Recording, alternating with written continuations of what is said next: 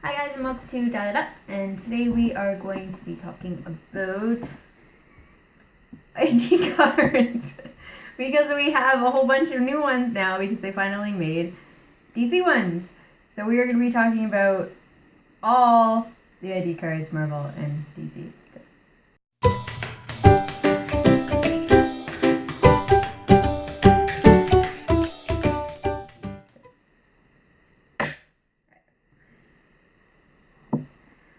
So starting off, we're going to look at the back of the card and what information you get on it.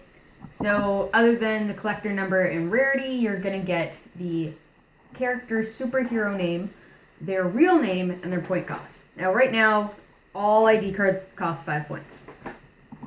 And this is their fielding cost to add them to your force construction. Then you're going to get the inspiration, and I'll explain that as we go along. And then setup, call and help, and inspire. So breaking it down like we normally do, we have the setup. At the beginning of the game, choose a character on your sideline with a name or a real name matching this ID card and turn it to its starting line. This character is called an ID character. You can't have more ID characters on your force than you have characters placed on the map at the beginning of the game. This card is unique. Okay, so there's actually a couple of things just in that setup alone. When you are adding ID cards to your force, you're going to be adding characters to your sideline. Now, in order to use an ID card, you have to have a matching character on your sideline. That character has to either match the superhero name or the real name. It is not a requirement to match both. So this particular one, I have Captain America here. So this could be the Sam Wilson Falcon Captain America, or it could be regular Steve Rogers Captain America, either one. Or even if you have a Captain America like the recent one from Nick Fury, whose name is actually Steve Rogers, that works. Even though it doesn't say Captain America on his base, he's still Steve Rogers. And then, so this character is going to be choosing a starting line. So when you have characters that have multiple starting lines, at the beginning of the game, you get to choose which starting line that character starts on, and you're actually going to put it on that starting line. Unlike other sideline characters who are normally kept on the sideline on a Heroclix, these specifically call for these sideline characters to be on the sideline with their starting value, so you know how many points that character is on the sideline, which will come in a little bit later when we talk about calling them in. You can't have more ID characters than you have characters on your force at the beginning of the game. Now, this has actually been more clarified further, is that they're looking for how many characters are on your force during force construction, not necessarily at the beginning of the game, because you have certain characters like Craven, like Alyosha Craven, or Rick Jones, or Fitz, who brings in Henry, characters that bring in characters. Now, these characters aren't part of your force, not part of your force construction, and they're not part of your force until the beginning of the game when they're placed on the map. Now, even though this says ID characters versus characters placed on the map at the beginning of the game, what they're really looking for are characters that are part of your force construction.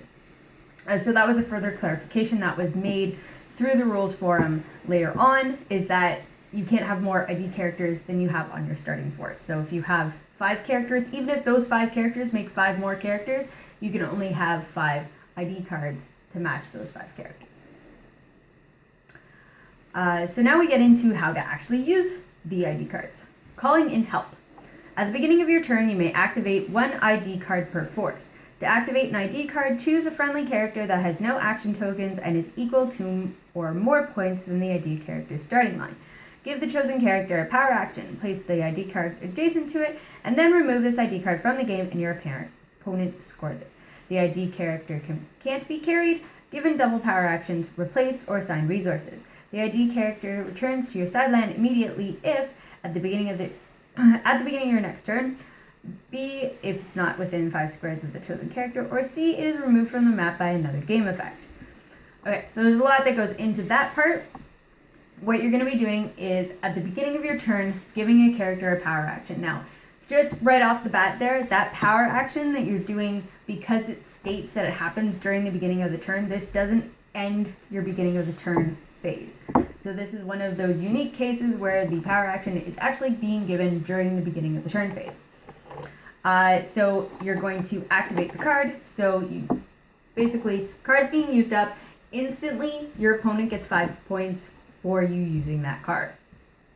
And then you bring in the character. Now the character is going to come adjacent to whoever you gave that power action to.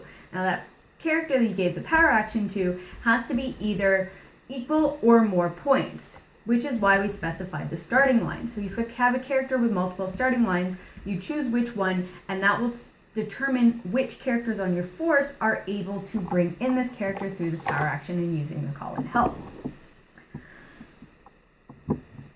Then you place it to adjacent to them, and then this character itself, the ID character, it can't be carried, and it can't be given double power actions. Now, not many characters are able to be given double power actions through those will be their specific game effects. If they have a specific game effect that would allow them to be given a double power action, you can't do that. They can't be replaced. So if you have a split and merge type case, battlefield promotion, a morph, however, they cannot use those. So you can't replace this character, you can't turn it into another character. And then it can't be assigned a resource. Now, resources have kind of changed in the game over the past year and how they are used. And nowadays, the resources aren't necessarily assigned. So just starting off the bat, you can use a resource and have ID cards. These aren't relics, these aren't special objects, they are just ID cards. They are their own classification of a thing, which allows you to use resources. Now there are resources that aren't necessarily assigned to characters. There are some that are assigned to specific characters, some that are assigned to your whole force, and some that are just not assigned at all. Now for those that aren't assigned at all, a character that can't be assigned a resource cannot use or benefit from a resource either. So if you had, say, the Book of Skulls on your team, now that is a resource that is assigned to the entire team, but this is a character that's being brought in afterwards. You wouldn't be able to drop a hammer on them because they can't be assigned the resource. That would assign them the resource. If you have a power battery, that's only assigned to characters that you give construct to, but if you were to assign a construct, that would be assigning them the resource, which is a no-go. And if there's certain resources that give out benefits, like Pandora's box, that's not necessarily assigned, still a no-go. So once you get a character that can't be assigned a resource, they can't benefit from that resource either. And then further future-proofing this, if there's another resource that comes out after this, they can't benefit from it. So no resource interaction with ID characters. And then there are 3 specific ways that this ID card then goes back to the sideline. And the first one is just at the beginning of the next turn. So when you bring these guys out, you kind of want to know what you're doing with them because they only last 1 turn. And then the next one is that if they're not within 5 squares of the character that brought them in. One of the big things on that, don't carry the character that brought them in. Even though characters that are being carried are no longer off the map, they are no longer specified as a square on the map. So because they can't be on a specific square on the map, the character that they brought in can't be within 5 squares of them, and automatically, if you carry the character that brought them in, boom, your sideline guy goes away. If they move and their 6 squares are out, instantly, boom, back to the sideline. If you TK them, finish the TK, oh, they're outside the 5 squares, boom, back to the sideline. So they have a very tight tether to the person that brought them in. So if this is a character that charges or running shots or hypersonic, you want to make sure that you have a tight little bubble as to where they can go, because as soon as they move out of those 5 squares, instantly back to the sideline. Not even after actions resolve, just instantly they go back to your sideline. And then the final one is if they have a game effect or they are being affected by a game effect that would remove them from the map. Off the top of my head, like capture. If there's something that's going to take them off the board, they go back to the sideline instead of being taken off the board from that game effect.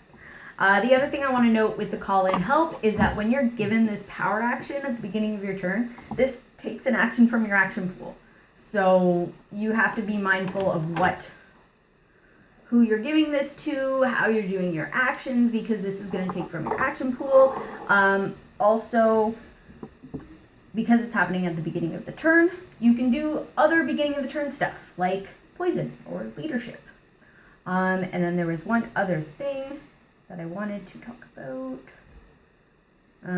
If this character is damaged, they do not go instantly back to the sideline. That is not one of the requirements. However, if this character gets damaged enough to be KO'd before it meets any of the other requirements that brings it back to the sideline, your opponent will score for that character.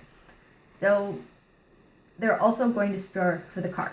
So they always score for the card if you use it, and then they will score for the character if that character gets KO'd. However, on the scoring note, if at the end of the game, even if you are completely wiped out by your opponent, if you do not use your ID cards, they do not get scored. They only get scored if they get used. And then the final reason, as to another reason why we have the ID cards, is the Inspire ability. Now the Inspire is when a friendly character to an ID character is in an adjacent square, they can use that character's inspiration. So at the very top, as I mentioned earlier, they're going to have an inspiration power. Now inspiration powers are different depending on the character that you have the ID card for. So once they are in, they've been called in, we've gotten past that part, they are going to give this inspiration, whatever this ability is, to everybody adjacent to them. Now, certain characters are going to give inspirations at different times, depending on what the inspiration is. Now, I'm going to go deeper into that, and I say that Captain America's inspiration here is can use energy shield deflection, and whenever this character hits an opposing character, add an action to your action total. So in order for you to take advantage of that, like the energy shield deflection, you would have to be next to Captain America when you're being targeted from an attack, and then you're using that inspiration. The other one I wanted to talk about, I have him here, is the Hulk. The Hulk's inspiration is that you can use charge and modify attack value by +1 when making a close combat attack. Now, while those do stack, you have to bear in mind that to gain charge, you'd have to start the action adjacent to the Hulk, and then you charge. But in order to get that +1, because you're not looking at modifiers on your attack value until you actually make the attack, if you have charged away from the Hulk and you're no longer adjacent to him, you're not going to get that +1. So there is certain ways where you can benefit from both powers, but it's a little bit harder for this particular inspiration on the Hulk.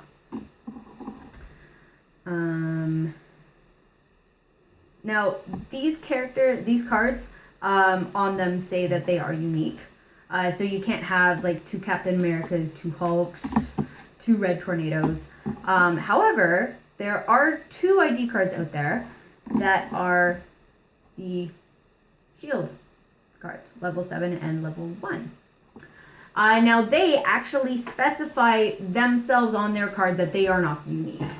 Because of the certain way that they work, they allow you to have more than one. And that is because when you are choosing a character for it, this is the level 7. Choose a character on your sideline of 50 points or more with the shield keyword compared to a starting line. So this is only looking for a character at a certain point value with the shield keyword. So that's why it allows you to have more than one of these, because it's not calling out a specific character.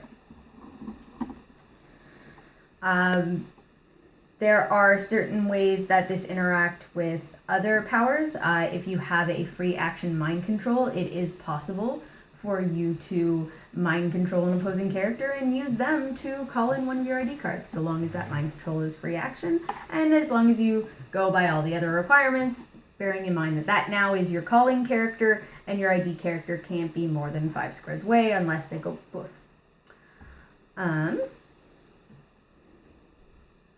These are also free game, mix and match, Marvel, DC, doesn't matter. That even goes as far as their names.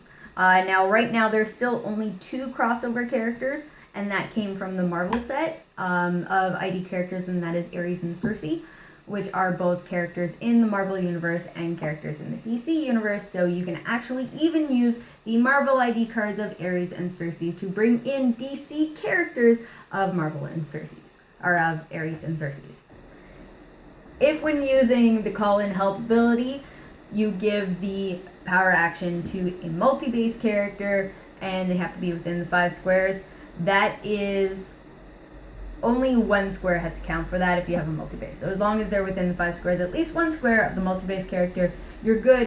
So that was ID cards. And if you have any comments, questions, concerns, just let me know down below, and we'll see you guys next time for another episode of Data.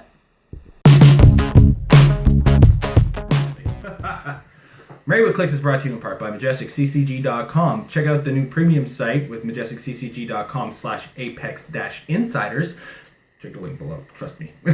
Trying to remember that from me talking? Not going to help. You'll get awesome articles at $3 a month, with the first month being free, from amazing writers such as Paris Gordon, Easton Brock, Aaron Cantu. I'm even going to be contributing occasionally. And if you're familiar with the Meta Lab, check out some of Mike Payne's articles. So, check it out again, MajesticCCG.com/Apex-Insiders for your look into the minds of some of the greats.